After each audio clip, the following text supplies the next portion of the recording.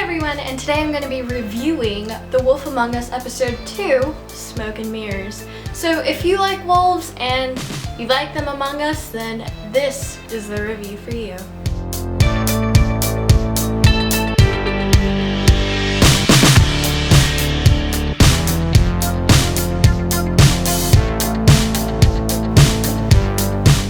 If you don't want to run into spoilers, then I have these sections marked spoiler-free, spoiler. I'll even put up a warning saying like, hey, we're going to be talking about spoilers now, so no one gets spoiled or has the story ruined for them, because it is amazing and it has this great reveal at the end, which is awesome. Let's start with the non-spoiler section, yeah? So the good. Personally, I have no qualms with the Walking Dead gameplay scheme that they also incorporated into The Wolf Among Us in Episode 1, Episode 2. Throughout the whole thing, they're going to have the same gameplay. And it's pretty self-explanatory. You move around with Bigby with one stick, and then you move the cursor over different things in the environment to interact with them, so you can examine what's going on in the crime scene, or you can talk to different people or interact with different things, which is always great because this is an adventure game. So I will say that the one thing that TellTale games really got right with The Wolf Among Us is the art style. The character models in the game for Snow, Bigby, Ichabod Crane, all of them, they're very reminiscent to the actual comic series. The actual characters really match up with the ones in the book, so it's great and I really appreciate it. It's a nice nod to the original creators and artists and writers. The whole noir setting and detective theme going on really goes well with the cell shading that they decided to use again. They originally used the cell shading in The Walking Dead, and that really worked out.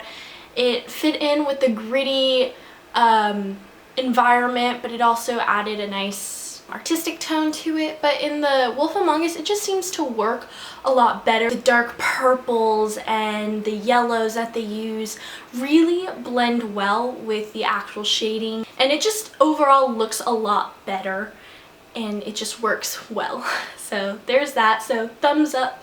TellTale Games, you really did a great job on this one. Another thing that I'm really gonna give a thumbs up for is the music. The soundtrack in this game is so fitting in moments of like tense suspicion and you're not really quite sure what you're gonna find next as you're exploring different things in the environment.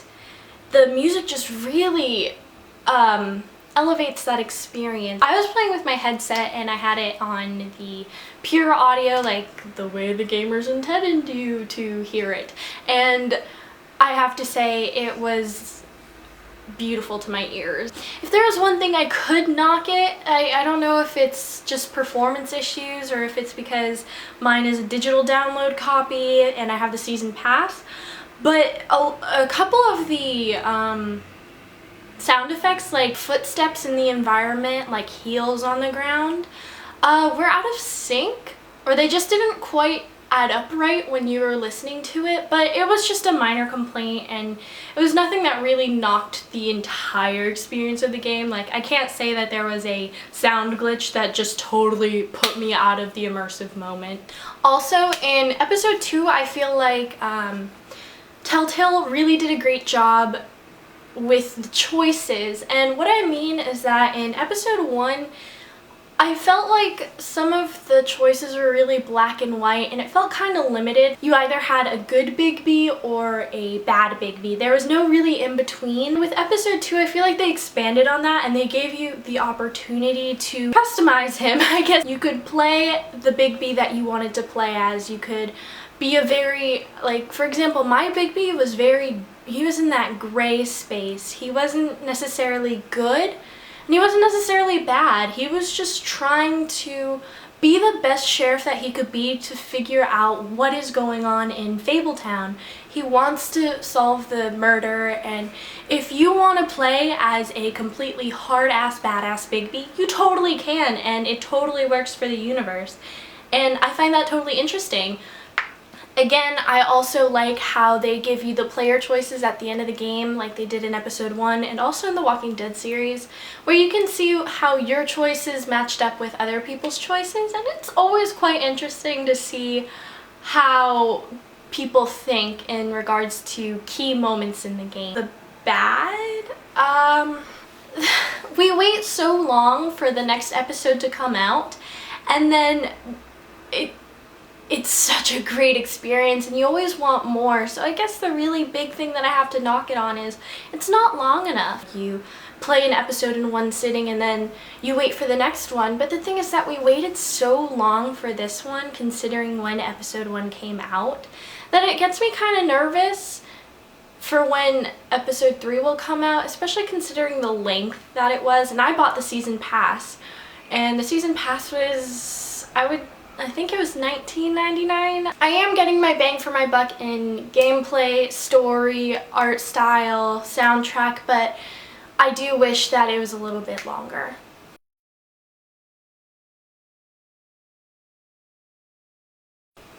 Whoa, Nelly, let's talk about the story. I am totally impressed with the way they started it out. Bigby is getting interrogated because, in case you didn't know, at the end of episode 1, he breaks into a crime scene with regular police officers and whatnot, and he looks down at the ground and he sees Snow White's head on the floor. Episode 2 starts with Bigby getting interrogated at the sheriff's department or at the police station to figure out if he had anything to do with the murder, because again, in the Mundy's eyes, this is a regular human being. They died, we need to find out who they are, who killed them, right? I want them to explore the whole Mundy thing a bit more and the devastating consequences it would cause if the Fables and the regular people, the regular citizens of New York, kind of collided. Like, there's no way they can cover up their tracks. But then again, the Fables are all about magic, so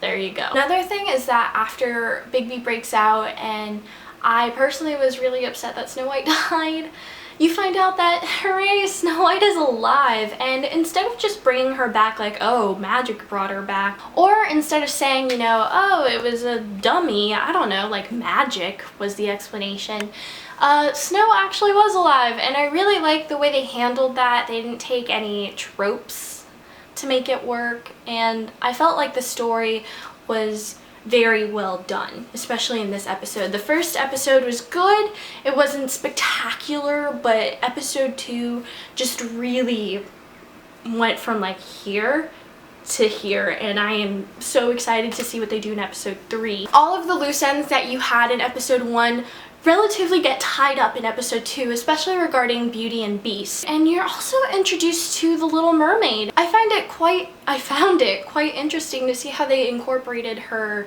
character. Even if it was a cameo, I really liked that. Go Little Mermaid. The ending was great to see that twist when we find out who the killer is and that creepy kind of stalker vibe that happens. How we find out that the killer is actually obsessed with Snow White, and that's why we saw Snow White's head at the crime scene. And then we find out who that person was and why that person is. It was really kind of dark and eerie, and it really solidified, at least for me, that this game, it's only episode 2 and the story is already so strong and that ending was so great. I'm excited.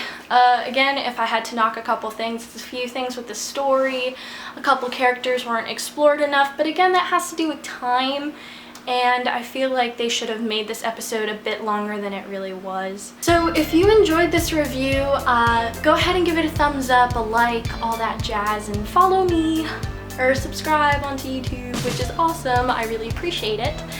And if you haven't been able to get your hands on the game, don't worry. If you follow me on Twitter, you'll probably know that I'm having a live stream of episodes 1 and 2, so everyone can get caught up and we can make the decisions together. So hopefully I can see you there, and bye! Before I forget, the score that I decided to give this game was an 8.5 out of 10, which is really great. It's a step up from episode 1. There are a lot of great story points, the music was great, the game looks great, If I had to knock down a couple of things, it's the introduction of characters and a few loose ends, and the actual time it takes you to get through the entire episode. I wish it was longer, but you win some, you lose some. Overall, good job, TellTale Games. I just love Big Mule so much.